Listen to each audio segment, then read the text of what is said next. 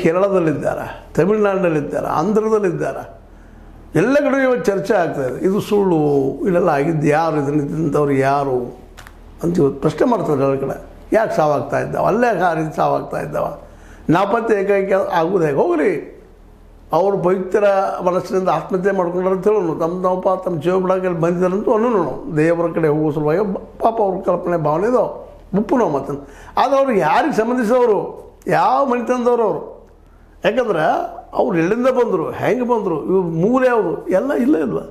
ಯಾಕಂದ್ರೆ ಆ 4 ವಸತಿ ಗೃಹಗಳಲ್ಲೇ ರಿಕಾರ್ಡ್ಸ್ ಇದ್ದೇ ಇರ್ತಾವೆ. ಯಾರು ಬಂದರು, ಯಾರು ಹೋದರು, ಅವ್ರ ಎಂಟ್ರಿ ಏನು, ಅವ್ರ ಆಧಾರ್ ಕಾರ್ಡು ಮತ್ತೇನೋ ಇತ್ತೀಚಿನ ಆಧಾರ್ ಕಾರ್ಡ್ ಬಂದದ, ಅದಿಲ್ಲಪ್ಪ ಅಂದ್ರೆ ಯಾವ ಊರವರು, ಫೋನ್ ನಂಬರ್ ಎಲ್ಲ ಸಿಗ್ತಾವೆ. ಅಂದಾಗ ಇವ್ರು ಯಾರೂ ಅನಾಥರ ಎಲ್ಲರೂ. ಇವರ 477 57 ಗೊತ್ತಿಲ್ಲ, ಲೆಕ್ಕ ಸಿಗ್ತಾ ಇಲ್ಲ. ಪೊಲೀಸರು ಅಂತ ಹೇಳ್ತಾರೆ, ಅಲ್ಲಿ ಅಧ್ಯಕ್ಷರು ಅಂತ ಹೇಳ್ತಾರೆ, ಬೆಳ್ತಂಗಡಿ ಪೊಲೀಸ್ ಸ್ಟೇಷನ್ದಲ್ಲಿ ರೆಕಾರ್ಡ್ ಆಗೋದಿಲ್ಲ ಅಂತ ಹೇಳ್ತಾ ಇದ್ದಾರೆ.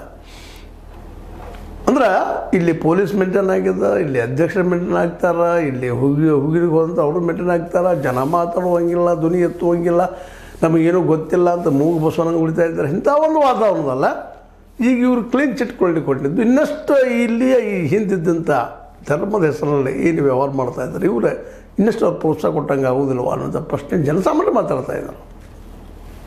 ಜನಸಾಮಾನ್ಯರ ಧ್ವನಿ ನಾವು ನಿಮ್ಗೆ ಹೇಳ್ತಾ ಇದ್ದೀವಿ ಸರ್ಕಾರಕ್ಕೆ.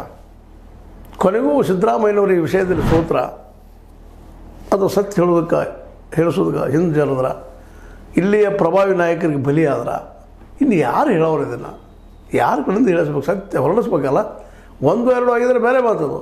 ನಿರಂತರ ಇವೆಲ್ಲ VS ಉಗ್ರಪ್ಪನವ್ರ ವರದಿ ಅದ, ಆ ವರದಿಗೂ ಸಹಿತ ಬೆಲೆ ಇಲ್ವಾ ಇಲ್ಲೇ ಅಂತ ಪ್ರಶ್ನೆ ಮಾಡ್ತಾ ಇದ್ದಾರೆ. ಉಗ್ರಪ್ಪ ಯಾರು? ಅವರು ಕಾಂಗ್ರೆಸ್ಸಿಗರು, ಅತ್ಯಂತ ನಮ್ಮ ಸಿದ್ದರಾಮಯ್ಯ ಅತ್ಯಂತ ನಿಕಟವರ್ತಿಗಳು, ಅತ್ಯಂತ ಪ್ರೀತಿ ವ್ಯಕ್ತಿಗಳು, ಬಿದ್ದ ಸಮುದಾಯದಿಂದ ಬಯರ್ದು ಬಂದಂಥವ್ರು. ಅವರು ಸಹಿತ ಇವತ್ತು ಅವರ ವರದಿಗೂ ಸಹಿತ ಇವತ್ತು ಯಾವುದೇ ಬೆಲೆ ಇಲ್ಲ ಅಂದರೆ ಏನಪ್ಪ ಇತರ ಅರ್ಥ? ಇದರಿಂದಿದ್ದವ್ರು ಯಾರು ಹುಡುಕ್ಬೇಕಲ್ರಿ? ಸರ್ಕಾರದ ಕೆಲಸದು. ಅಮಾಯಕ ಜನರು ಹತ್ಯೆ ಆಗ್ತಾಯಿದೆ. ಆಗ್ಬೋದು 17-18 ವಯಸ್ಸಿನ ಹುಡುಗಿ ಸೌಜನ್ಯ ಹತ್ಯೆ ಆಗ್ತದೆ, ಬರ್ಬರವಾಗಿ ಹತ್ಯೆ ಆಗ್ತದೆ.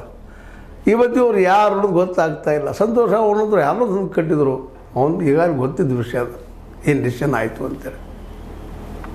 ಅದ ನಂತರ ನಿರಂತರವಾಗಿ ಹೋರಾಟ ಮಾಡ್ತಾ ಇದ್ದಾರೆ ತಿಮ್ಮರೋಡಿ ಅವರು. ಎಲ್ಲ ಅದಕ್ಕೆ ನ್ಯಾಯ ಸಿಗಬೇಕು ಇಂಥವ್ರು ಮಾಡಿದಂತ ಅವ್ರು ಮಾಡ್ತಾ ಇದ್ದಾರೆ. ಸುಳ್ಳರ ಮಾಡಿರೋದನ್ನು ನೀವು ಸುಳ್ಳಂತ ಹೇಳ್ತಾ ಇದ್ದೀರಿ. ಆ ಮಾತು ಹಾಗಾದ್ರೆ ಮಾಡಿದವರು ಇದಕ್ಕೆ ಉತ್ತರ ಕೊಡಬೇಕಾಗಿದೆ. ಆಯಿತು, ತಿಮ್ಮರೋಡಿ ಅವರು ಸುಳ್ಳು ಹೇಳ್ತಾ ಇದ್ದಾರೆ ಅಂತ ಹೇಳಿ ತಿಳ್ಕೊಳ್ಳೋಣ. ಜೊತೆಗೆ ನಮ್ಮ